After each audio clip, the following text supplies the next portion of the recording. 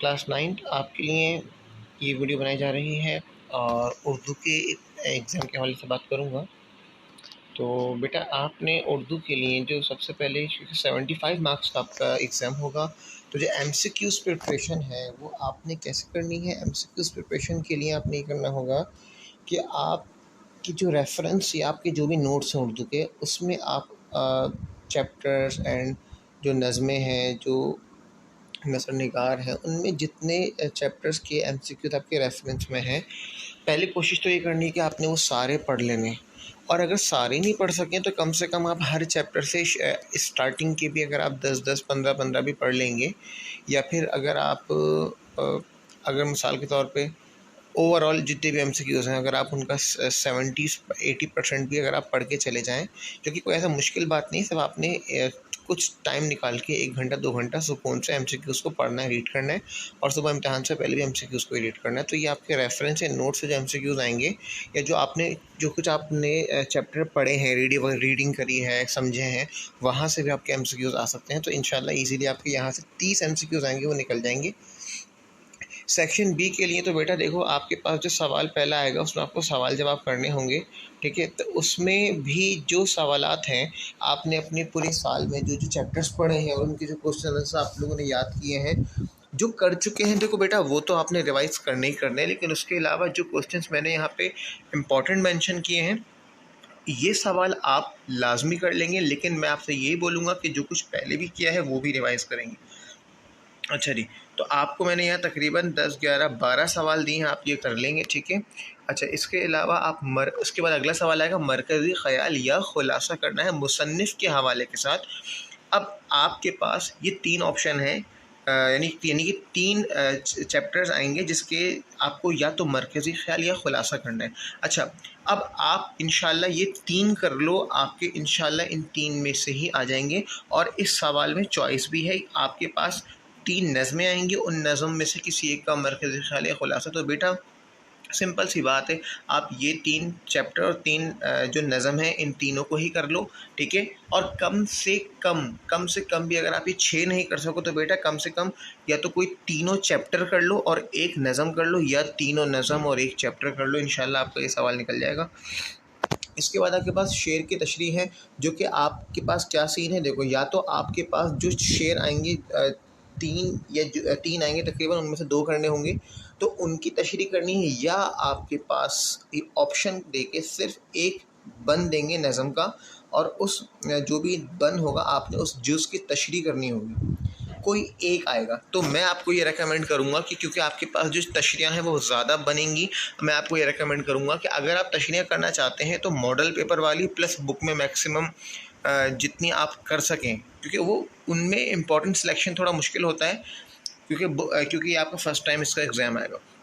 तो मेरे नज़दीक आप ये कीजिए कि आप यहाँ से जो बंद मैंने आपको मेंशन किए हैं, बरसात का तमाशा के 1, 2, 3, 5, गर्मी की शिद्दत के 1, 2, 3, 4, टोटल मैंने 4 बंद दिए हैं। आप ये 8 बंद दिए हैं, आप ये 8 बंद करें, ठीक है। इंशाल्लाह आपके इसमें से ही कोई एक बंद आएगा, तो आप ऑप्शनली शेर की तशरीह छोड़ के बंद करेंगे, ठीक है बेटा। इसके बाद 5वें सवाल में इस्तिलाहात की तारीफ़ें करनी होंगी। तो मेरी बात सुनिए, इसमें आपके पास चॉइस आएगी, या तो ऊपर वालों में जो मुक्ता, मतला, तशबीह हैं, इनकी तारीफ़ें कर दें मिसाल के साथ, या फिर आप असनाफ़ अदब की तारीफ़ करें। तो मैं आपसे ये कहूँगा कि जो आसान काम है वो ये है कि आप असनाफ़ अदब की तारीफ़ याद कर लें, जिसमें लिखा हुआ है नावल, मज़मून, नज़म, गज़ल और नसर। ये 5 कर लें आप इंशाअल्लाह, इनमें से ही आपके ये जो है ये आपके आ जाएंगे।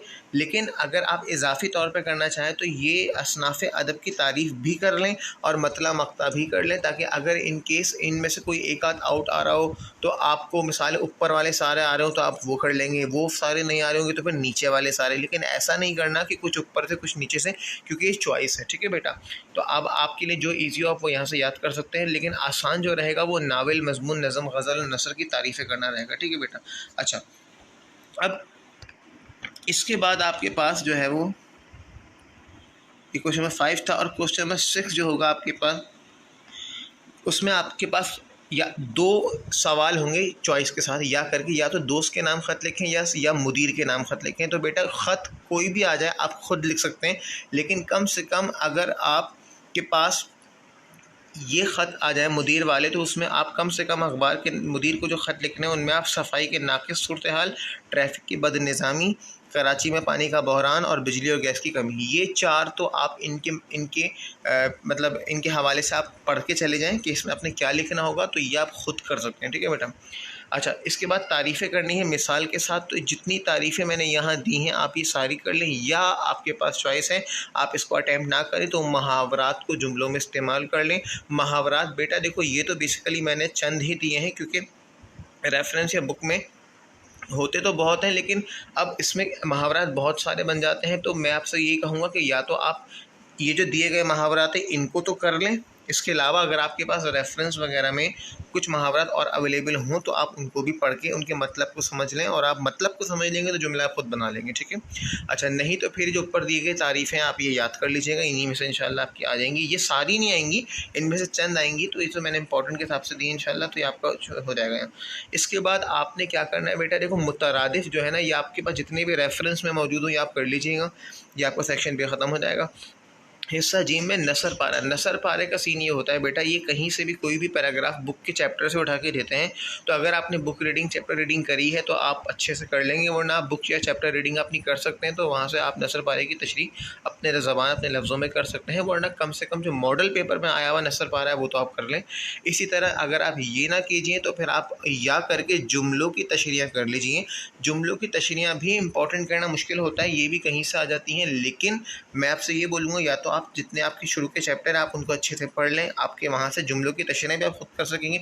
नहीं तो यहाँ दिए गए जो जुमलों की तशरीह हैं कम से कम आप इनको तो पढ़ के चले जाएँ लाजमी। ठीक है बेटा। इसी तरह फिर आपने क्या करना है, मज़मून पे आना है। तो मज़मून जो आपको दिए गए हैं, शहीदाने वतन, हमारे माशरे के मसाइल उनका हल, और एक दिलचस्प सफ़र की रौदाद, मेरी पसंदीदा शख्सियत, साइंस के करिश्मे, 5 हैं इंपॉर्टेंट, ये पाँचों ही हैं। इनमें आप कोशिश कीजिए कि इन सबको ही करके जाएँ। ठीक है। लेकिन देखिए उर्दू का मामला ये होता है कि अक्सर कुछ करंट अफेयर भी कोई ऐसे आ सकता है, तो हो सकता है वो आपको एक दिलचस्प क्रिकेट मैच दे दें। ठीक है। या फिर आपको जो है वो कोई भी ऐसी चीज़ दे दें, यानी कोई करंट अफेयर पे बात हो। ठीक है।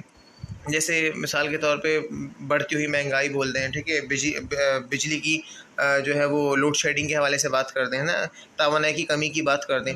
ऐसा कोई भी ऐसे आ जाए तो बेटा देखिए कोशिश कीजिए सुकून से रिलैक्स होकर अपने लफ्ज़ों में जितना लिख सकें लिख दें, अगर अपने पास से कोई और ऐसे आ जाए। अदरवाइज़ ये मेरी पसंदीदा शख्सियत, साइंस के करिश्मे और एक दिलचस्प सफ़र की रौदाद, ये तो आप लाजमी कीजिए। अदरवाइज़ इसके अलावा भी अगर आपने कुछ याद किया हुआ है तो मैं कहूँगा कि उनको मत छोड़िए, उनको भी रिवाइज़ करके जाएगा लाजमी। पूरे साल में आपने आपकी टीचर ने आपको जो कुछ भी याद कराया है वो इससे अगर हटकर हो तो वो भी आप रिवाइज़ करके जाएगा। और पेपर के लिए बहुत सारा गुड लक, दुआ में याद रखिएगा। टेक केयर, नेक्स्ट वीडियो तक अल्लाह हाफ़िज़।